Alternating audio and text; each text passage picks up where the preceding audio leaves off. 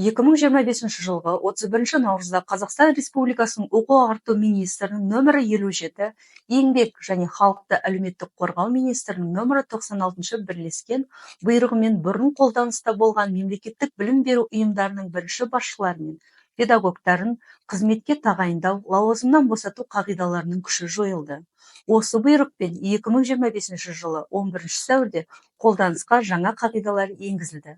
Күші жойылған қағидалардың 178 тармағы бойынша білім беру ұйымы нормативтік оқу жүктемесінің 50%-нан және жұмыс уақытының қалыпты ұзақтығының 50%-нан аспайтын қос атқару жағдайында жұмыс істейтін педагогтарды жұмысқа қабылдауға құқылы болған.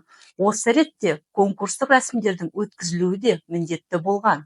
Жаңа қағидалардың 134 тармағына сәйкес білім беру ұйымы қос атқарушыларды Еңбек кодексінің 32 бабы 4 тармағында айқындалған тәртіппен негізгі жұмыс берушінің келісімі бойынша конкурссыз жұмысқа қабылдайды.